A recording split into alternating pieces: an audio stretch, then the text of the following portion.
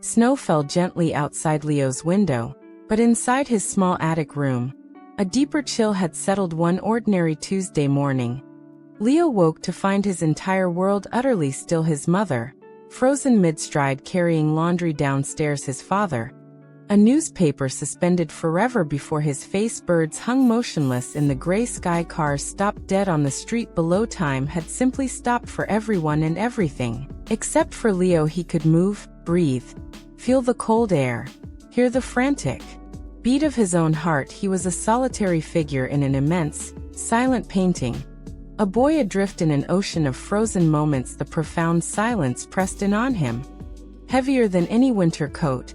A loneliness so vast it stole his breath. He touched his father's cold, unmoving hand, a sob catching in his throat. He was truly, terrifyingly alone. Days blurred into a strange, quiet rhythm. Leo wandered the silent streets, a ghost in his own town. He took warm bread from the bakery where the baker was frozen. Mid-yawn he read books in the library, the librarian forever reaching for a volume. He spoke aloud, his voice startlingly loud in the absolute quiet, but the words fell flat, unanswered. He learned to navigate the frozen tableau, stepping over a child paused mid-hopscotch, carefully moving around a cyclist tilted precariously. The world was his, yet it felt like a gilded cage. He missed the warmth of his mother's hug, his father's rumbling laugh, the chaotic noise of the schoolyard. The magnificent stillness had become a suffocating prison. He yearned for just one sound, one movement,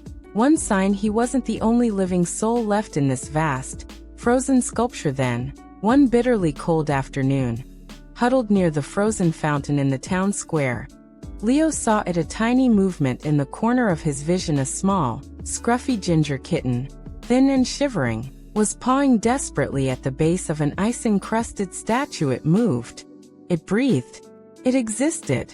Leo scrambled towards it, his heart pounding with a hope so fierce it hurt. The kitten flinched, arching its back and hissing a silent hiss. Leo felt more than heard. Shoo, Leo whispered, his voice thick with emotion. It's all right, I'm like you were the only ones. He slowly reached out, offering a scrap of bread he'd saved. The kitten sniffed cautiously, its emerald eyes wide with fear and curiosity. A tentative purr, a fragile vibration in the stillness, rumbled from its tiny chest as it took the morsel. Leo's tears finally fell, warm against his cold cheeks. He wasn't alone. He named the kitten Ember, for the warm glow of hope it brought into his frozen world. Leo found an abandoned gardener's shed in the park, lining a wooden crate with soft blankets scavenged from the frozen laundromat.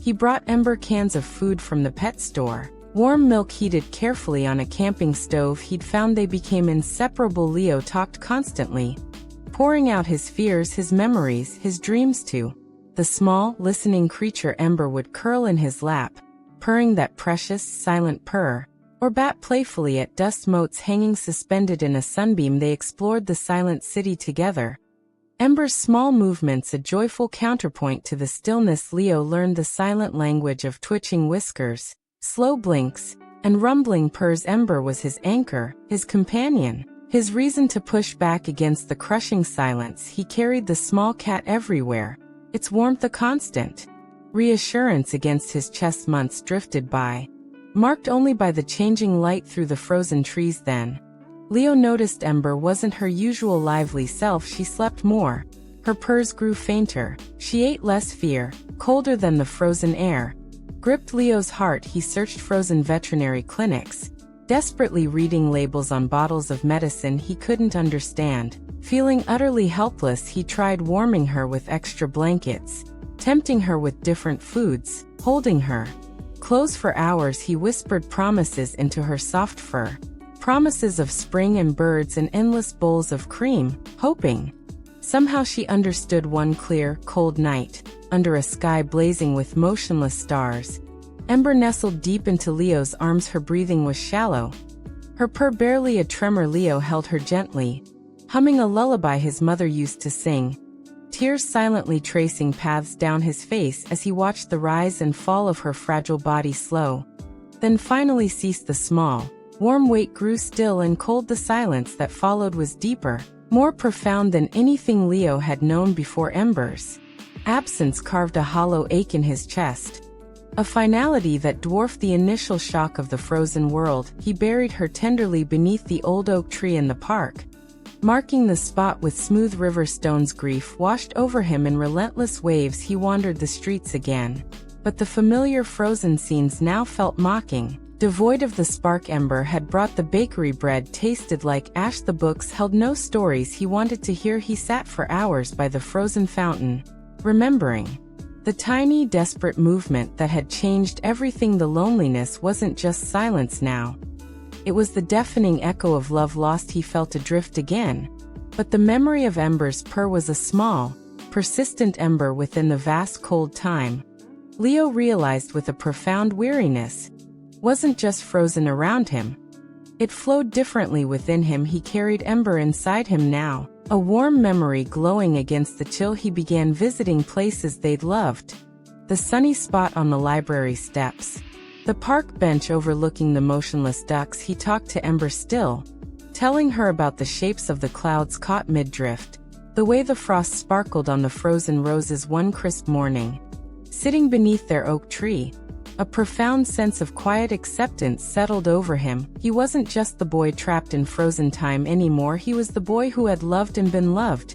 Even here, even now. He placed a small, smooth stone on her resting place. Thank you, Ember, he whispered, a small, genuine smile touching his lips. For the first time in weeks he looked out at the silent, beautiful, frozen world. He wasn't waiting for it to start again. He was learning to live within it, carrying his own warmth, his own time, and the enduring love for a little ginger cat who had taught him he was never truly alone. He walked back towards home, the snow falling soundlessly around him, a guardian of memories in the endless quiet.